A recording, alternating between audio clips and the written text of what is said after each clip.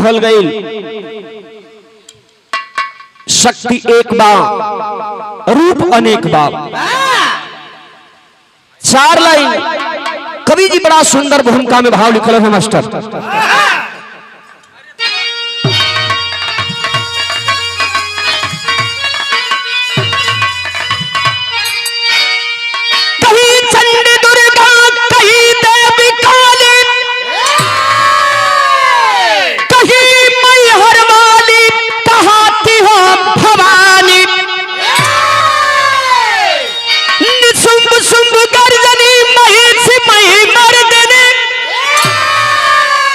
दुष्टों के खून से नहाती हो भवानी, सर्वजनेश्वरी काशीपुराधीश्वरी, शेर की सवारी सुहाती हो भवानी, ओमकार वृक्षाक्षरी त्रैलोक रक्षा करी, कवि बाबूराम से कविता लिखाती हो भवानी।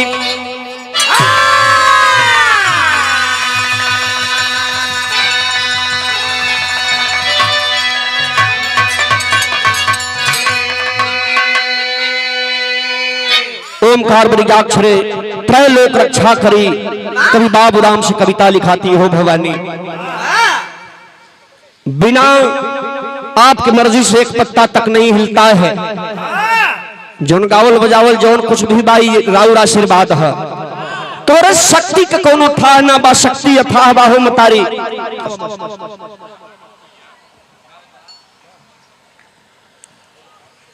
शक्ति के कोनो था नहीं बा, जे भी जौने भाव में पूजल ओ रूप में ओके दर्शन मिलल। लेकिन बार भगवती जेकर ऊपर तोहार आशीर्वाद हो गई, ओकर जिंदगी संवर गई। कवि जी बड़ा बढ़िया भाव लिखले थे, गजल का अंदाज लगल है मास्टर।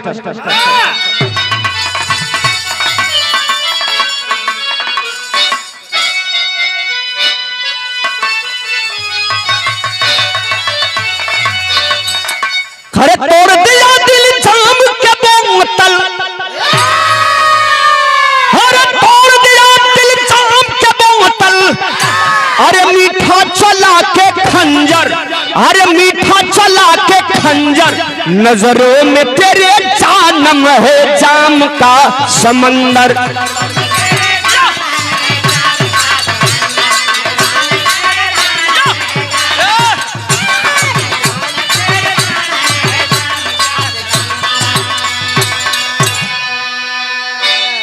इतना अंदाज रहल, लेकिन माई भगवती के ऊपर हमारे कवि जी के कलम डोलल, इशारा के लिखलन का लिखलन। याद शक्ति है याद भवानी, याद शक्ति है याद भवानी, अरे हाथ में तेगा खंजर, अरे हाथ में तेगा खंजर, माता तेरे चरणों में बहती, माता तेरे चरणों में बहता शक्ति का समंदर।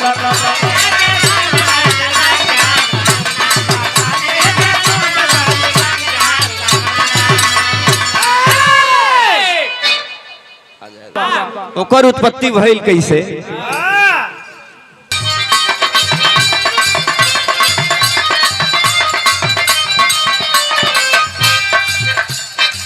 ध्रुवचंद राजा सरियावत नगर का ताज रहा, प्रजा खुशहाल जैसे मानो राम राज रहा। और आशीर्वाद आप हमारे आदरणीय गुड्डू पुजारी जी, कार्यक्रम के व्यवस्थापक महोदय, हम लोगों के गार्जियन महोदय, आपकी माता जी की ओर से 100 रुपया का पुरस्कार सुंदर पुष्पहार के साथ आशीर्वाद देहिन। माता जी के चरण में कोट कोट प्रणाम, सबके प्रणाम बा। आपके परिवार के ऊपर माता भगवती का आशीर्वाद सदा बना रहे, यह हमार कामना है, कहना बा।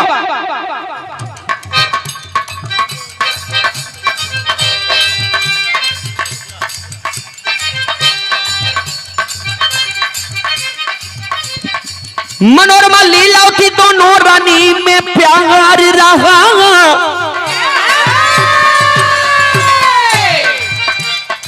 मनोरमा लीलावती दोनों रानी में प्यार रहा, खिलाया चल में फूल भर या गुलजार रहा।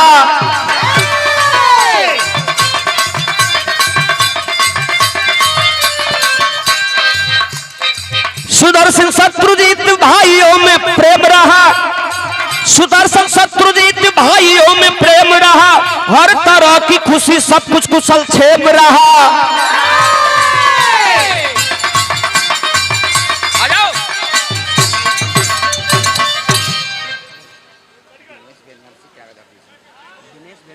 लोग समझ ले, जौने समय अयोध्या के राजा ध्रुवचंद बतावल गईलन।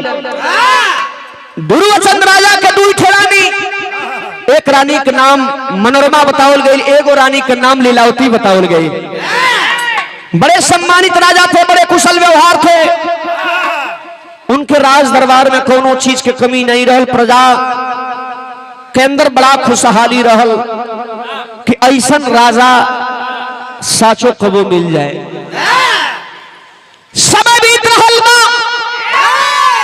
इधर राजा के दोनों रानियन से दू ठे बेटवन के पैदाइश भइल। मनोरमा के तन से जौन बेटवा पैदा भइल, वो बेटवा के नाम बड़े प्यार दुलार के साथ सुदर्शन रखलन है। और जौन लीलावती के तन से बेटवा पैदा भइल, ए बाबू, वो बेटवा का नाम शत्रुजीत रखलन है।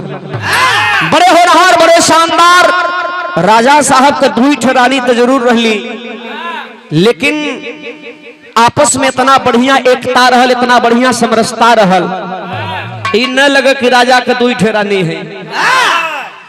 गजब का प्यार रहल, उतना प्यार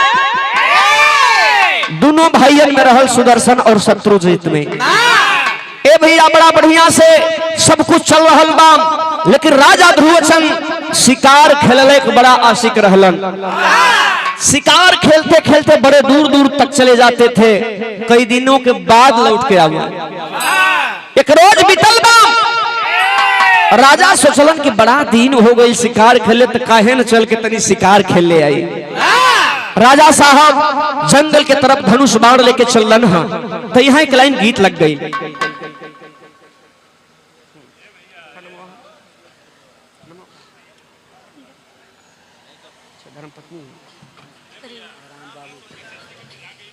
शिकार खेले बैठे तो एक लाइन तल लगल मास्टर।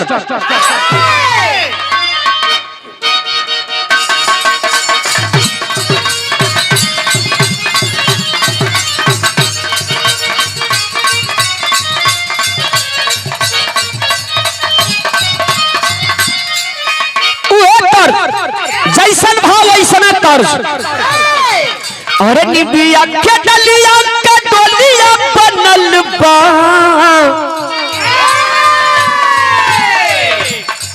अरे निबिया के डलिया के डोलिया बनल है, निबी का पतैया ओहार।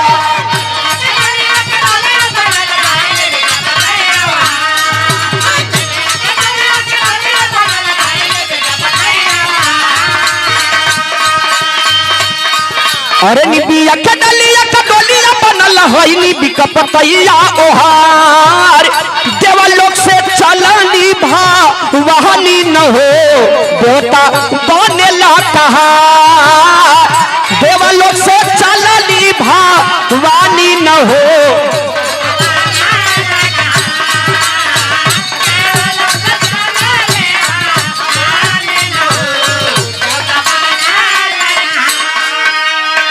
और पुनः पुरस्कार 100 रुपया देके सम्मान किलन खिदरीगंज ग्राम सभा के बहावी प्रधान पद के प्रत्याशी आदरणीय दिलीप यादव जी, आपकी ओर से रहल, आपको मनोकामना पूर्ण हो, सबके हमारे बहुत बहुत प्रणाम हो। ये 2025 वाली है भैया, खाली सुना में धन मन से सुना। हाँ हाँ, इतना कर रहल बिरहवा के अंदर बहावा। राजा साहब ध्रुवचंद धनुष बाण लेके निकल गए जंगल के तरफ। ए बाबू, शिकार के तलाश में धीरे धीरे आगे बढ़ल चल जात हुन, शिकार दिखाई ना देत बा। जब कुछ दूर गईलन हा, तब एक दृश्य देखे के मिलल है। का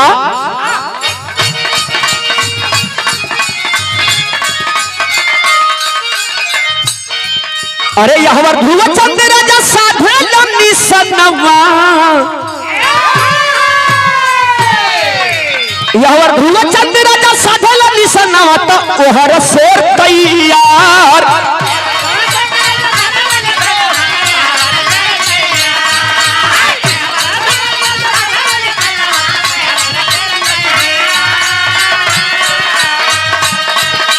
राजा साहब जब आगे बढ़ा उधर से जंगल का शेर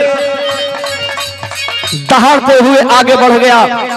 सोच गई कि बड़ा दिन बहली मनुष्य के मांस खैले, आज खाए के मिली।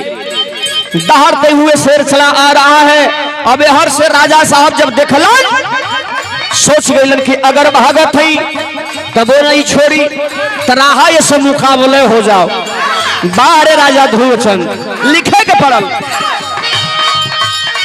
अरे यहवर ध्रुवचंद राजा साधल निशानवा ओहर शेर तैयार।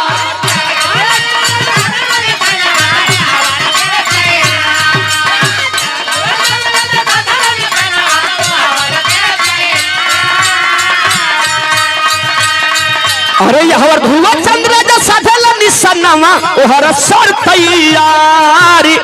कोई नहीं जाने लाली खनिया न हो दोनों स्वर्ग के सिधार। कोई नहीं जाने लाली खनिया न हो दोनों स्वर्ग के।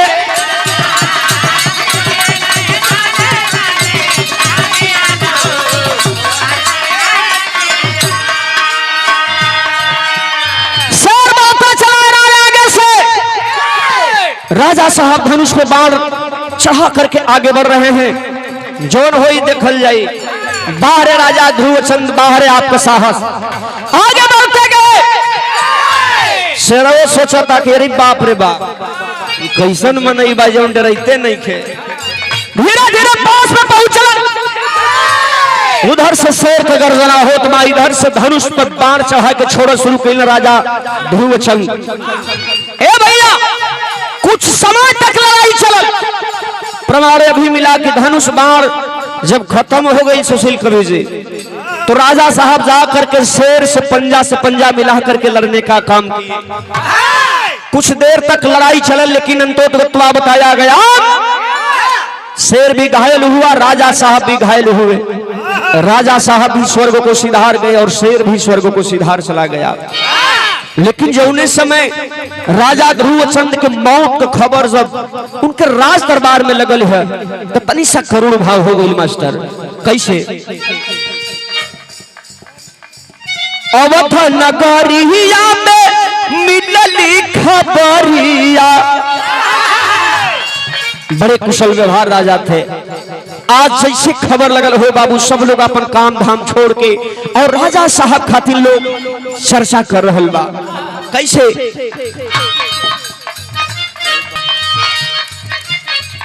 अवध नगरिया में मिलली खबरिया ता प्रजा रोए लयासु दारन होरा।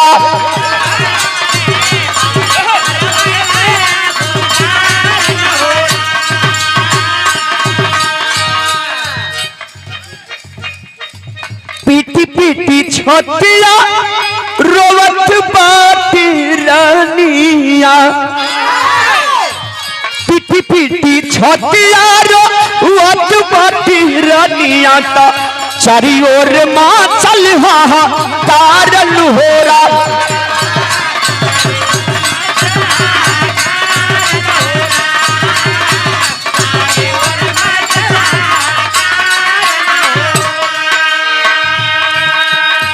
अरे सहज में डूब गली उगलिया जोरिया। सहज में डूब गली उगलिया जोरिया तो चारी ओर भयल अंधकार।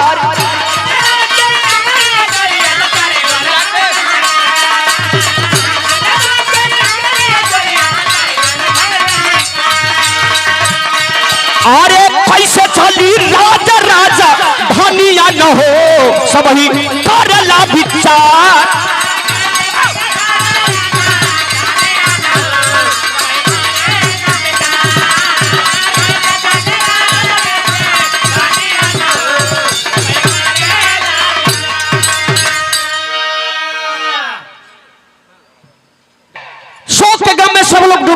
भैया रानियन के जितना दुख बा उतना बेटवन के दुख बा, प्रजा के दुख बा। आखिर सब एक ही बात कहे कि ऐसा राजा अब दोबारा क्यों नहीं मिली। धीरे धीरे क्रियाक्रम लोग भी तोलन। हाँ, अब एक चर्चा का विषय बने लागल कि आखिर राजा साहब के बाद यहाँ के राजपाट के मालिक के हुई, यहाँ का राजपाट चलावे लायक के है। तो कुछ लोग जवन दूसर की रानी के लइका रहल शत्रुजीत लीलावती के, कुछ लोग उनके कहा और कुछ लोग कहा जवन मनोरमा के सुदर्शन रहलन उनके कहा कि इहे उनके परल है, इहे राजपाट चला ले। चर्चा का विषय बने लागल। लेकिन बहुत बड़े राजा थे जौन मनोरमा के बेटवा सुदर्शन का नाना जवन रहलन, जेकर नाम वीरसेन बतावल गई। टोली सजा के चलन कहलन कि तनी अब यह देखे के बाद बड़ा दिन से कुल उठा बैठक चलत हो, हमार नाती इतना शानदार बा, बिल्कुल ध्रुव चंद्र राजा के व्यवहार से व्यवहार मिलेला। अब उससे बढ़िया के राजा हो सकता तो वही के ताज बधाई चलन है तो तर्ज बदलल। अच्छा, प्रदीप कवि जी के गांव अनौनी के बगल डढ़वल से बहुत बहुत धन्यवाद बा। वह तर्ज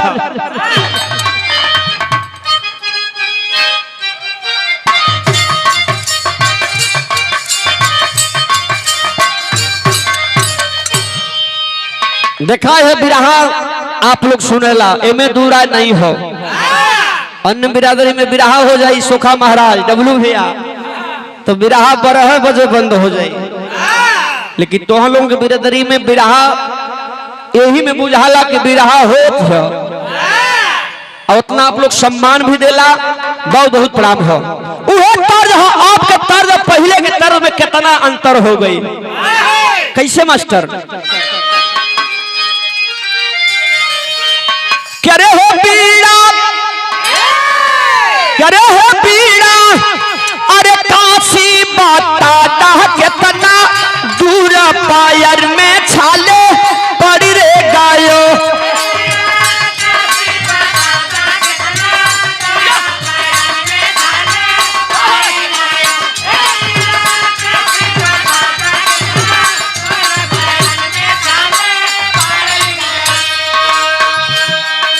लेकिन इधर पूरे राज में ऐलान हो गई कि सुदर्शन के राजपाट देहल जाई।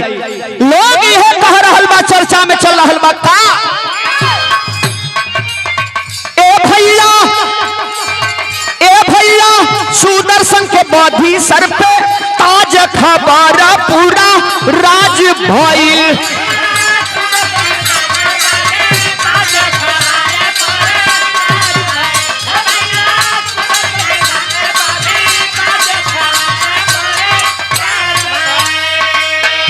और लेकिन आगे कब हुई कि पहला वीर सन ठोकरिया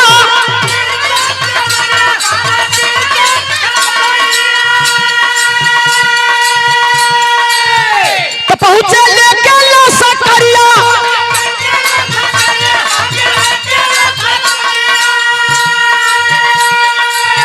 तो लेके पहुंचे लश्करिया। किसकी हिम्मत है रोके मुझको, आज खबरा पूरा राज भइल।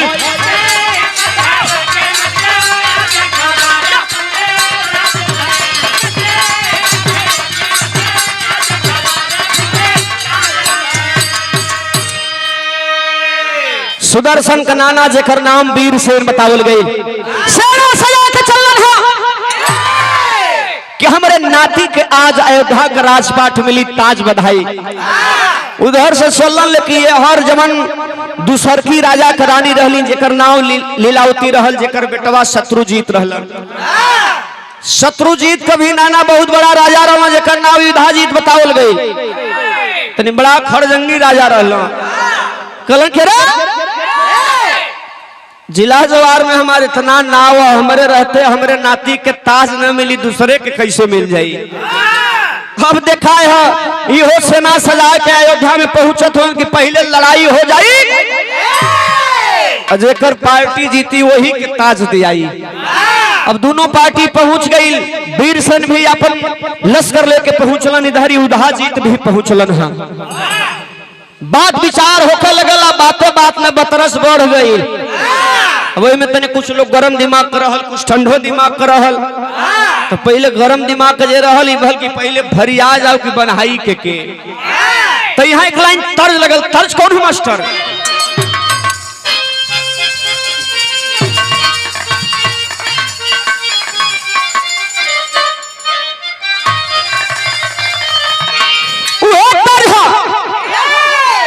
जौने तर्ज के हमारे उस्ताद लोग गावत रहलन।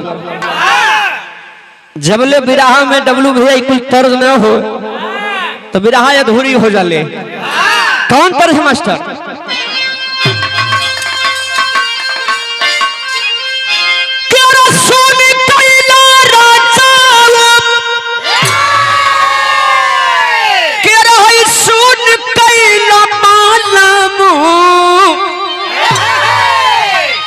कचौड़ी गली सुन कैला रजऊ, अरे हाई कचौड़ी गली सुन कैला रजऊ, अरे मिर्जापुर के कैला गुलजार हो कचौड़ी गली सुन कैला बलमू।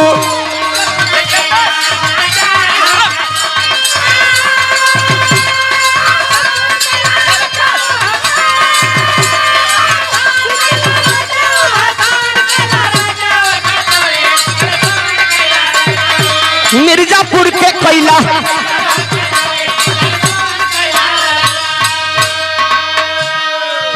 इतना ताज रहल, लेकिन हमारे अंदर भाव लिखल गई।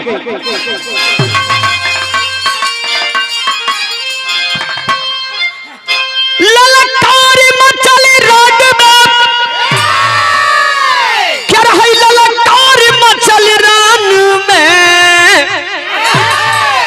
भारी ललकार मचल रन में, चले लागल तेगा तालावार होगी, भारी ललकार मचल रन में।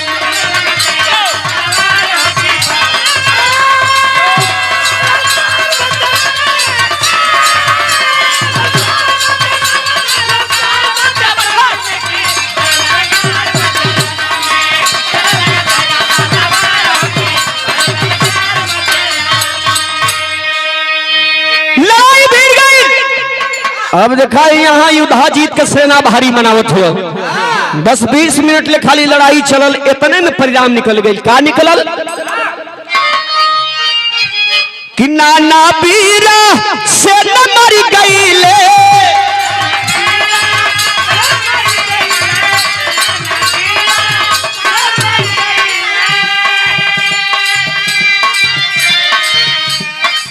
आना थो सुदर्शन होई गईले,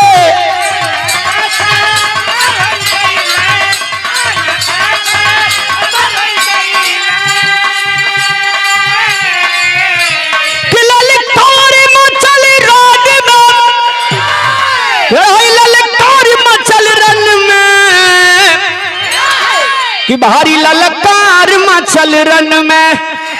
अब गली मनोरमा ले दुलार हो। ए भैया लड़ाई में सुदर्शन का नाना जेकर नाम वीरसेन बतावल गई, सेना सहित वह लड़ाई में मारल गईलन। ए बाबू अब मनोरमा सोच गईलन कि हमारे तरफ केहू नहीं बचल बा, बुझाता कि हमारे बेटवा के भी लोग मार दिए हैं। बुला करके सुदर्शन को लेकर के और वहां से चल देती है। ए भैया लेके पहुंचली ना भारद्वाज मुनि जी के आश्रम पे। ए बाबू वही आश्रम पे जाकर रहे लगली, उन्हीं के शरण में रह करके और अपन जीवन लोग यापन करे लगल। ए भैया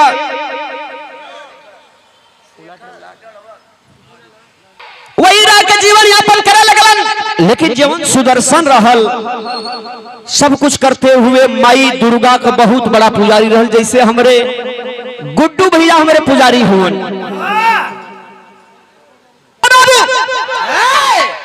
सुदर्शन सब कुछ करते हुए माई दुर्गा का बहुत बड़ा पुजारी रहल।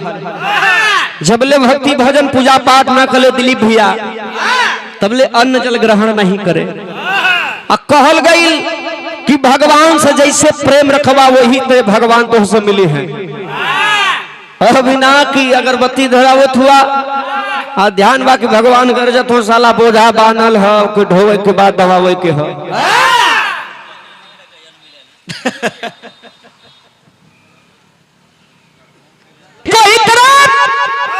बनारस में एक राजा सुबाहु कबिटिया रहल जौन माई दुर्गा का पुजारी रहल।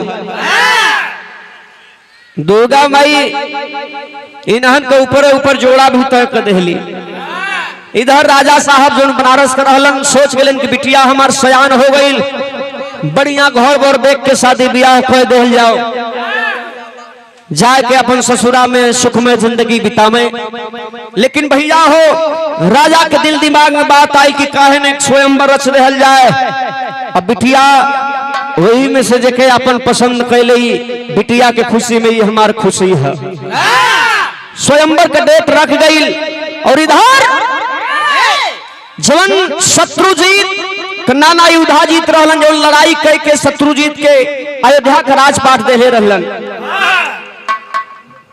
सोचलन कि एगो लड़ाई लड़ली तो अपनी नाती के ताज दिलवा देली, तो काहे न चल के स्वयंवर में भी देखी कैसे हासिल जैसे भी करे के होई, लेकिन अपने नाती के शादी कहिए दे। तमाम राजा महाराजा लोग जुटल है और वही में ई मनोरमा अपने सुदर्शन के भी लेके गई रहा। तो सब तो करदानी सब लीला माई दुर्गा कहा। मनोरमा सुदर्शन अकोरे बैठल हो, राजा महाराजा सब लोग अकोरे बैठल बा। लेकिन अब जो न सब लोग जुट गई। राजा साहब वह जयमाला उठा के अपने बिटिया के रहलन की बेटी देख ला जे तोहरे पसंद लायक हो, तू अपन अपना ला, तोहरे खुशी में ही हमार खुशी है। लेक माला हाथे में घूमे लगल। तो यहाँ एक लाइन तर्ज लगल मास्टर,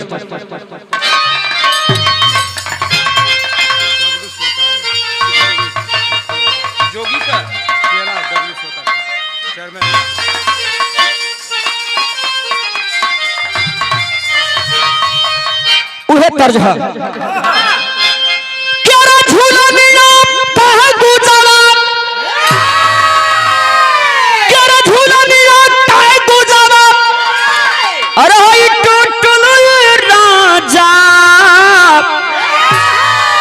अजवनिया में गरिया छूटल रोजा।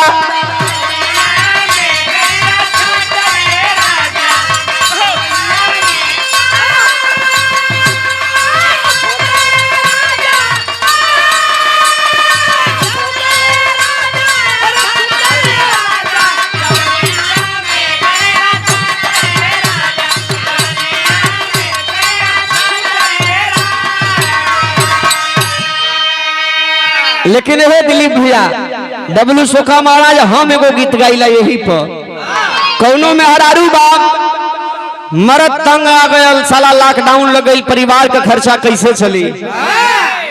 सोचलस कि अब छोड़ा कुल काम में गेरुआ रंग का वस्त्र धारण कैलस कि चल के वह जोगी जी के मठ में वह अपन भाव भजन होई, छोड़ा परिवार के कुल जोन माया के जाल है।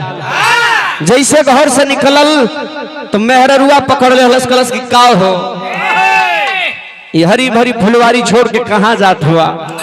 मेहरारू कहत रहल का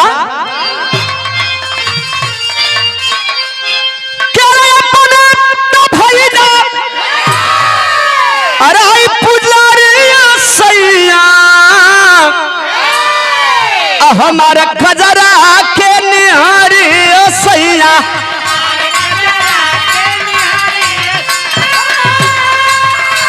क्या बात है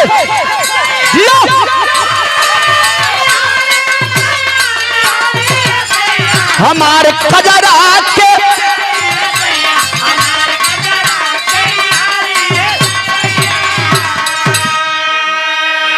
और लेकिन भाव लिखल गई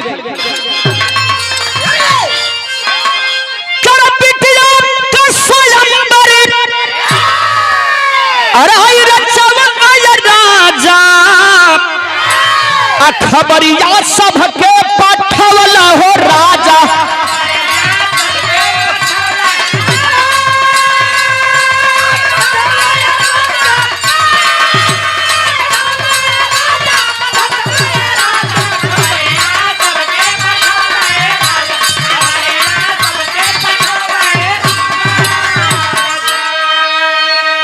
करे देशवा विदेशवा का जुटा राजी कुमार हो शत्रुजीत के लेके युद्ध जीता जुझार हो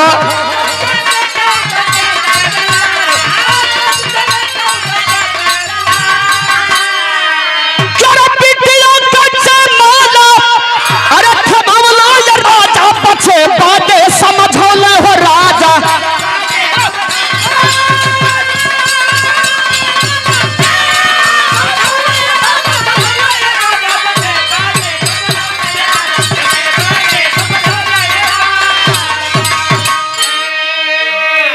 जयमाला लेके घूमतिया राजा साहब कहलन की बेटी चुनुला जे के चुने के ह लेके दू फेरा घूमल तब तक माई दुर्गा के पुजारी रहल माही दुर्गा आए के इशारा कलीन करे बेटी कहाँ देखत हो कहाँ घूमत हो समन में तह ले जाए के बरमाला और वही सुदर्शन के गले में डाल देली ताली बजे लगल तब तक जवन राजपाट पौले रहा शत्रुजीत उनकर नाना युधाजीत खड़ा हो गए जाके कल राजा साहब से कितना सम्मानित राजा हुआ एगो है जंगल में रहे वाला के साथ अपने बिटिया का हाथ धरा देला राजा साहब कलन के हमरे बेटी के खुशी में हमार खुशी बाप उजे के पसंद आई लोग के अपन चुनलस अब में कोनो टीका टिप्पणी ना युधाजीत लाल हो गईलन कलन के हमारे रहते दुल्ही दूसर कैसे लेके चल जाई एगो अयोध्या में लड़ाई लड़ली तो हमरे नाती के राजपाट मिलल हो लड़ाई लड़ब तो दुल्ही जरूर मिल जाई अब दिखाए है यहाँ सुदर्शन जो बा दुल्हन बना के आ लेके चललन है तब भइल का मास्टर तर्ज बदलल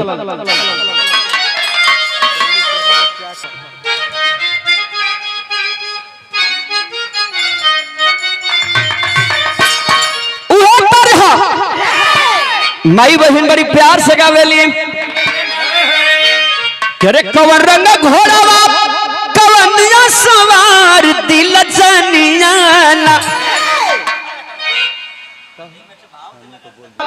लेकिन हाई भौवा में लिखे के पड़ल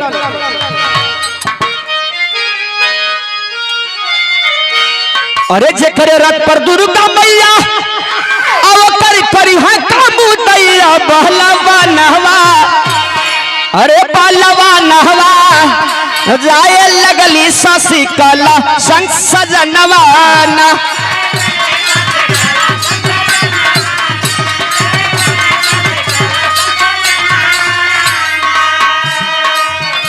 लेके दुल्ही के रूप में शशिकला के जब चलन है जाए के आगे रास्ता में युधाजीत अपन सेना लेके घेर ले बात तो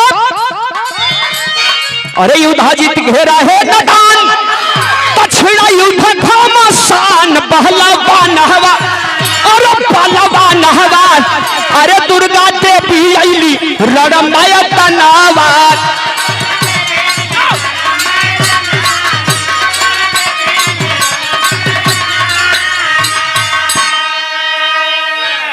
दिखाए है लेके सना आगे से डटगल कलश के हो जबले हम जियब तबले कैसे तू दुल्ही लेके चल जीबा ई दुल्हन हमारे नाती शत्रुजीत खानी है दुल्ही यही के चाहे मनोरमा समझाव लगल कि जाए दे बेटा के आगे पीछे नहीं बा छोड़ दे चल सो जान के लगल हो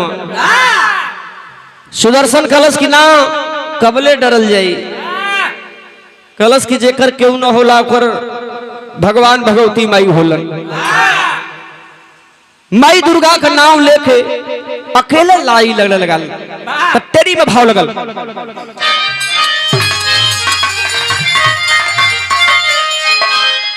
अरे लुटाई कैसे पानी जंग में अरे लुटाई कैसे पानी जंग में तजे का रक्षा करी है दुर्गा जी महारानी अरे महारानी अरे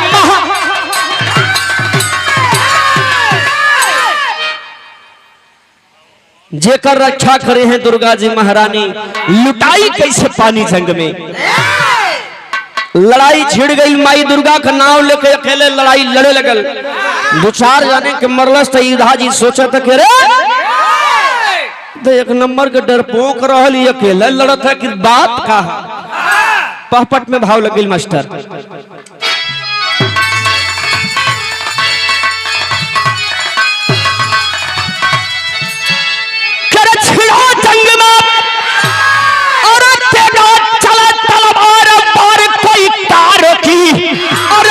सुदर्शन बन गई लाखों खारवार कोई कार होगी।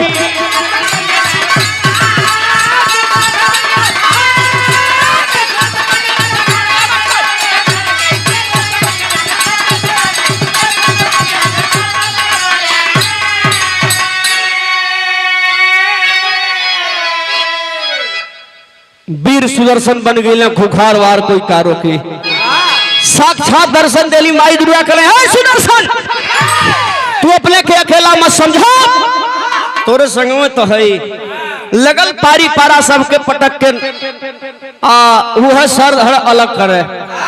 धीरे धीरे सेना खत्म हो गई, बचल युद्धा जी शत्रु जी, तब जान लेके भागत हो कि भागा नहीं तो जान नहीं बची। माई दुर्गा का जयकारा होके लगल। माई दुर्गा खुश हो गई, कहली कि सुदर्शन मैं तेरे भक्ति से बहुत खुश हूँ, कुछ मांगना चाहता है। कलश हाथ जोड़ के, हे मतारी जौन सब कुछ बा इस सब राउर आशीर्वाद बा, तोरी कृपा से तो हम जियत नहीं तो हमारे दुनिया में है के है। कहलिन कि आखिर बेटा कुछ तो मांग लो। तब वह सुदर्शन माई दुर्गा का हाथ जोड़ के कहता, आल्हा लग गई।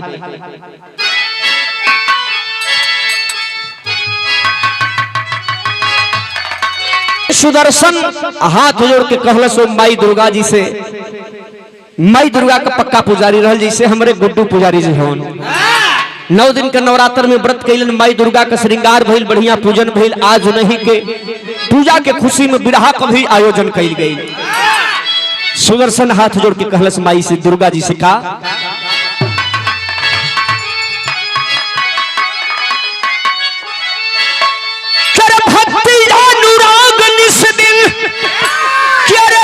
हम चरनिया मैया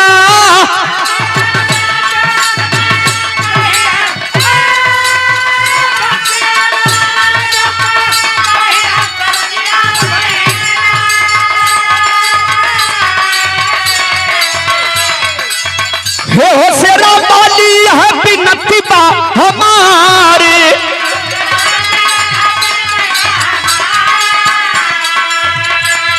कलश है मतारी इतने चाहिए कि आपको हमके कोनो ना कोनो रूप में दर्शन मिलत रहे, आपके चरण का धूल मिलत रहे, उतना हमरे बदे काफी है।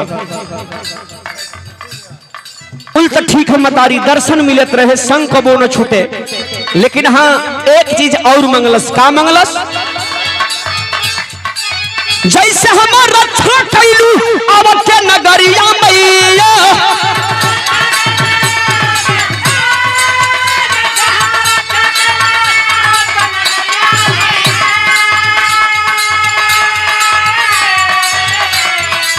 वैसे रक्षा करी हाथ जाके काशी के मझारी।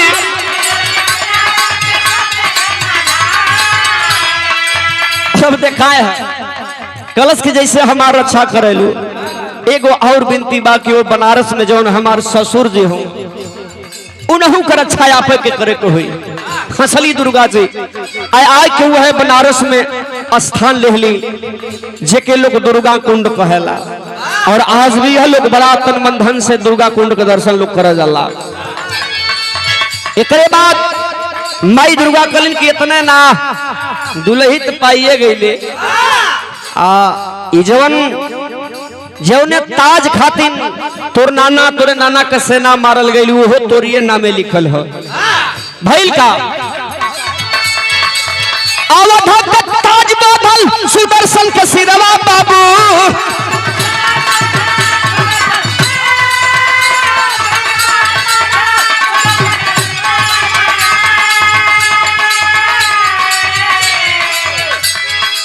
संगवा में सासी कलशों का गुलनारी।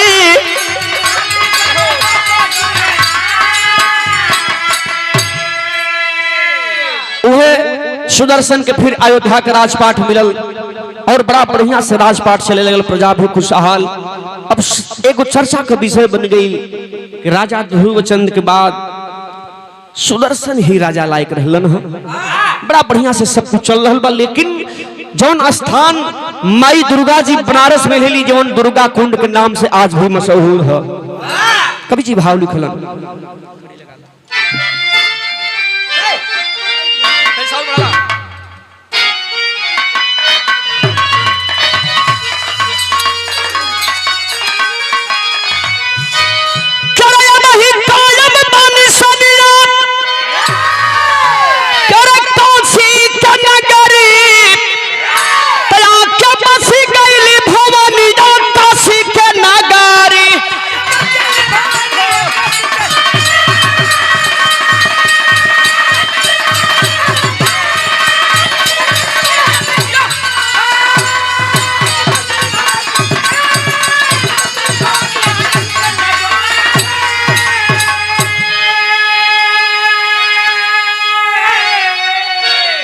गुरु बिहारी लड्डन देव की रात हो जीवत शिवदा